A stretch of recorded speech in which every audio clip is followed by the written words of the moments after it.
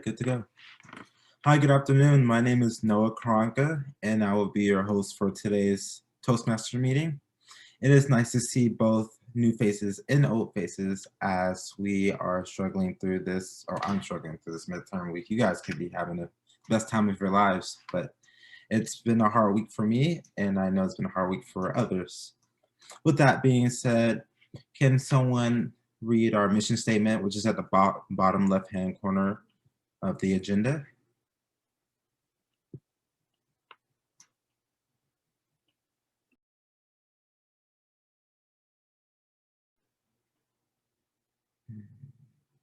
Anyone can volunteer. I can read it. I don't think I can see the full thing, but we provide a supportive and positive learning experience in which members are empowered to develop communication and leadership skills, resulting in greater self-confidence and personal growth. Thank you so much, Courtney. With that being said, I will pass it off to our president, Slate Nations. Thanks, Noah. As Noah, our Sergeant at Arms, just introduced me, I am president of UGA Toastmasters. So I just want to extend a very big welcome to everyone here, including our 2 to 3 guests. It's always great. I know one mentioned he'll be leaving early, so he can properly introduce himself the next one, but we like to have our guests introduce themselves at the end of the meeting, so keep that in mind. And I'll actually talk about my role as Toastmaster, but with that said, I'll go and jump in my role as Toastmaster and explain how our meeting will look today. So you have your agenda, which was also provided in the chat because we will stop sharing the screen. And our meetings are in 3 parts. You have prepared speeches. Today we have 1 speaker, Scott.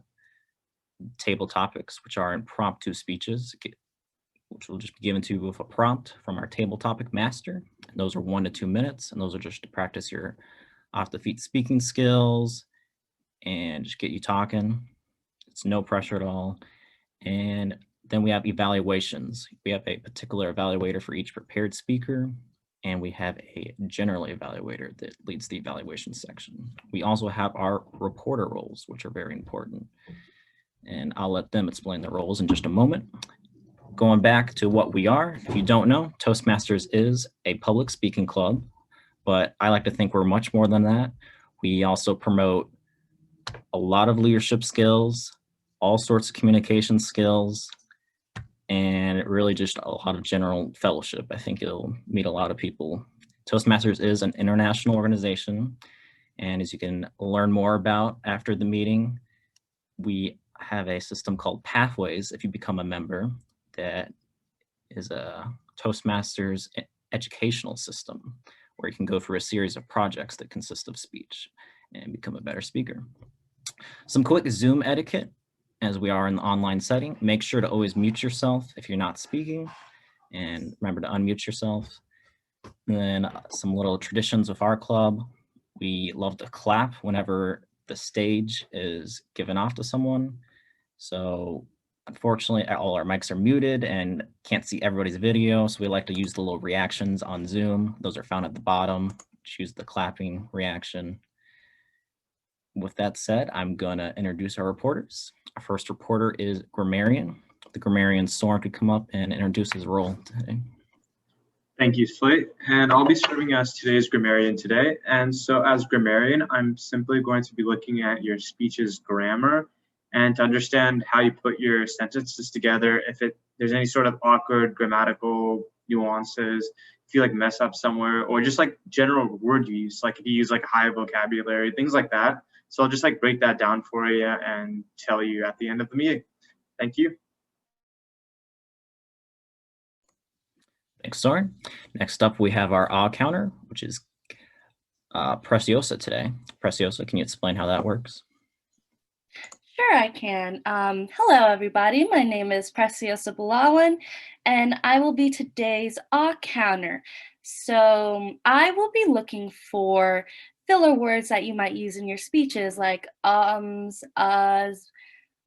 you knows, what ifs, and etc., so that I can tell you what your habits are, and I can show you that, hey, maybe try using less filler words so that you can have more of your speech. Thanks for that, Preciosa. Our last reporter will be Timer. Kaylee, can you explain how Timer works in today's meeting? Sure, of course. Hi, everyone. My name is Kaylee Kim. I will be serving as today's timer for the first time ever. So I'll do my best to keep time of everyone's speakers. So that includes speaker 1 for table topics. And I will also be timing Evaluator 1 today. And I'll just be making sure that everyone stays within their time limits. I will give the minimum time, and then I will give the halfway in between time, and then the maximum time, and then at the end I'll give everyone's times of what they actually did. So thank you. Thanks, Kaylee. Those are our reporters. Now we'll begin our first section, prepared speeches. We have Scott Alexander, who has done quite a few speeches, and today he is presenting Why Did Japan Really Surrender? 5 to 7 minute speech. Scott, you can begin whenever you're ready. Okay. Okay. Well, thanks very much for that, Slate, and well, it's a pleasure, and it's a pleasure to be with you guys this evening. Right. The common belief is that the Second World War ended for the United States when this country dropped 2 atomic bombs on Japan and the Japanese surrendered on August 9th, 1945. But that's not exactly how the war ended. What I hope to share with all of you is, why did the Japanese really and in the end began to surrender to the Americans? I'll be looking at what was the actual impact of the 2 atomic bombings. How did the Japanese respond to them? Why was it that the Japanese still held out after the 2 atomic bombings? And who were the 2 people that were really responsible for convincing the Japanese to surrender? Now, first, let's look at the impact of both the bombings of Hiroshima and Nagasaki. A speaker for the Carnegie Council's Council on Ethics for International Affairs, Ward Wilson, points out that during the same summer in which the United States dropped its first bomb on Hiroshima, that was also in a summer where the United States was bombing 68 cities, including the capital, Tokyo itself. Now compared to Tokyo, Hiroshima was devastating, but it only ranked 6 as far as square foot demolished from the atomic bomb, versus Tokyo, that was the most heavily damaged city as far as square miles. And even after the 2 atomic bombs were dropped, the Japanese military command and government were still planning for what was to become the Allied invasion of Japan, Operation Downfall. To this end, even after the 2 atomic bombings, the Japanese were preparing, according to the historian Mark Felton, preparing to use 10 million civilians, around 10 million planes, 1,200 suicide boats, all within ready when the Allied soldiers were expected to invade southern Japan. Now, given all of this, why was it that the Japanese still continue to hold out in spite of the devastation from the 2 atomic bombs? Well, as the historian I believe I have his name right here. Excuse me. Yes, as the historian D.M.